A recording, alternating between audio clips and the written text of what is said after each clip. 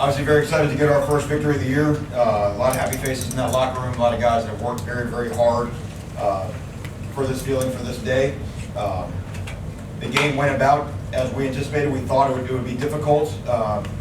We talked before the game about dealing with the adversity of expectation and how you go about winning a game and starting to feel the pressure if there are some struggles early on in the game. And you can sort of sense that with our guys. Guys may be pressing. We equated to trying to hit a grand slam with no one on base. And once we settled down and just played the game, especially coming out after halftime, I thought we relaxed. I thought we played a lot better. I don't think we converted a third down in the first half. I don't think we were stopped on a third down in the second half. And then we finished our drives with the red zone, which obviously cost us a couple scoring opportunities there in the first half. Defensively, of course, anytime you get a shutout, that's a remarkable achievement. So I'm proud of those guys. And again, I thought we improved the way we played defensively in the second half. I thought we were a little bit cleaner with our assignments, a little bit cleaner with our tackling. All that being said, what we talked about in there is that good teams find a way to improve. When you win a game, no matter what the scoreboard looks like, there's plenty for us to still work on. We got a chance to get back here next week, hopefully a better version of this team than we were today. Questions? Manny, can you improve in a game like that? That's a 60-point game. Like, can you get better at things? As opposed to where we were a week ago? Oh, there's no doubt. There's absolutely no doubt. Because so much of the game, it doesn't matter who the opposition is, it's just, are we executing the stuff and are we playing the way that we want to play? So you can learn a lot in any type of game. And then the other thing that happens today is a lot more guys get a lot more at-bats, right? So you're actually improving your football team just by more guys playing, and also some guys just, having their roles increase. So, these days are very valuable. And I do think that as a football team, I do think we improved from where we were a week ago, regardless of score, regardless of competition. Offensively, how important is it having a guy like DJ that can, get you the 1 yard burst or break one for 50, and a guy that you can just really count on offensively? I think he's a guy that you want to build the identity of your offense around, And again, when I think of the Miami Hurricanes on offense, you think of some hard-running, downhill, great tailbacks, and I think DJ wants to be in that legacy. I think he aspires to be one of those type guys. So the fact that we can, whether under center or in the gun, and get behind our offensive line, who you talk about improvement, is getting better week in and week out, and get downhill on people. And like you say, whether it's making the dirty four, as we say, or being able to break it long, I think he's got a great versatility. Mark Pope, I guess just first, how's he doing with the injury, and just how excited were you to see him kind of have a kind of breakout game today? It was coming. We knew Mark's day was coming. Great job by Jared to get him the ball. The post was a great call by Danny. He kind of had a feeling that he'd be one-on-one right there, the chance for an explosive play. Same thing on the play he had on the far sideline later on in the game. Just two plays were able to isolate him in a one-on-one situation, allow him to go, be a guy. And even on the play that he got hurt on, just really looks dynamic, turning that corner on the wide receiver sweep. The leg injury, we'll find out, how bad it is. Hopefully it's not too severe. Coach, what did you see out of what have you seen out of KJ Osborne the last 3 weeks and even today? KJ is making tough catches, and we already knew the off the field KJ and all the things of why he's so valuable to our program. But now, whether it's a touchdown catch last week at Chapel Hill or the play, I thought a huge play in the game was we ran a double post right before halftime, and we're a little late with the ball, to be honest. We should lead the receiver away from the defensive back, and it's a little more back into the DB, and that's a bang-bang play. You see a lot of times, the guy almost catches the ball, and KJ's having a knack for not almost catching. He's making those type of plays, and those are plays you need seniors to make.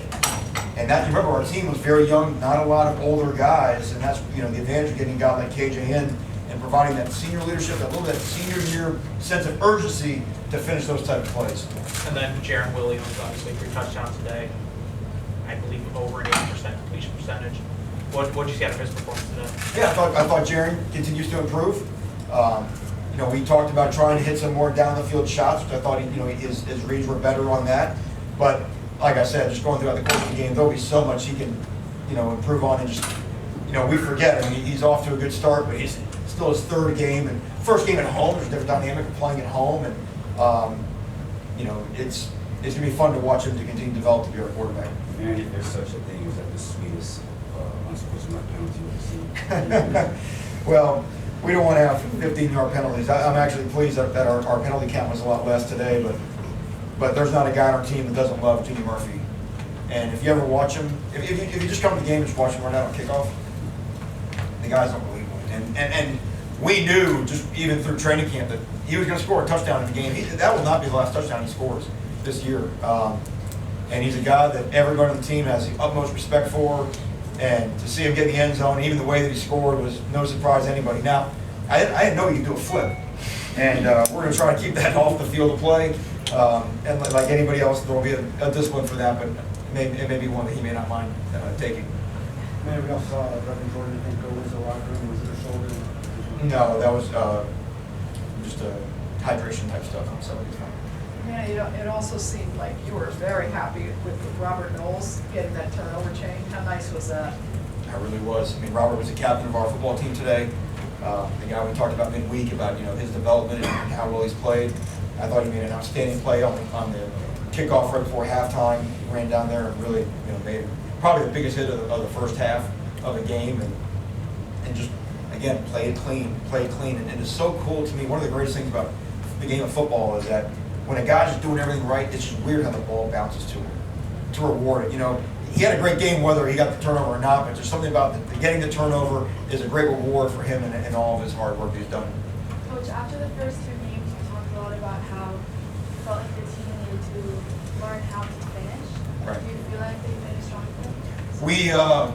We finished better in the second half than we did in the first. There were certainly some drives in the first half that we did not finish as well as we'd like to, but I do think we went out after halftime. We make a big deal about going into halftime and coming out of halftime. I thought we were dominant in both those time frames, and that's a big part of it. And I thought our level of play, we talk about no matter who went in the game, no matter what the quarter, no matter what the score, that we were going to be playing full speed. And I thought all of our guys, everybody that went in the game, lived up to that. Manny, Cam Williams and Avery Huff weren't dressed, and Lingard, we didn't see it all. Yeah. Lingard was out for the game. We lost him midweek in practice, but he should be fine for this week. That was an injury deal. Cam and Avery are both not going to be able to play this year due to academic requirements, so this will be their redshirt year, and they'll be good to go next year. Coach, how do you feel winning your first game? I'm sorry? How do you feel after winning your first game? Honestly, for me, you're just so happy for the players because we have put them under an immense amount of work and really challenged them, and you want them to see the reward for their hard work. So for them to see that was great. I don't get a lot caught up for me, but I do know that I prefer winning over losing too. So this is way more fun than the last 2 weeks. A couple more questions for Coach. Coach, with the bubble, is it just a mental thing right now? The field goals? Well, we know he's talented, right? So if you've ever whether kicked the ball or picked up a golf club or whatever, that's all a part of it, And the big thing we talk about is just fully committing to your stroke, and finishing. And I thought he had a great day kicking off. Obviously he was perfect in all his PATs. So we'll analyze what happened. And it's not. You can't just put it all mental because there is a technique involved, and maybe a placement of a plan for it, maybe the way that he sets up off of his, the way he takes his steps. There are things that happen no different than an offensive lineman missing a block or a DB getting beat on a pass play. Every time a DB gets beat on a pass play, it's not because it's mental, it's because he stepped with the wrong foot.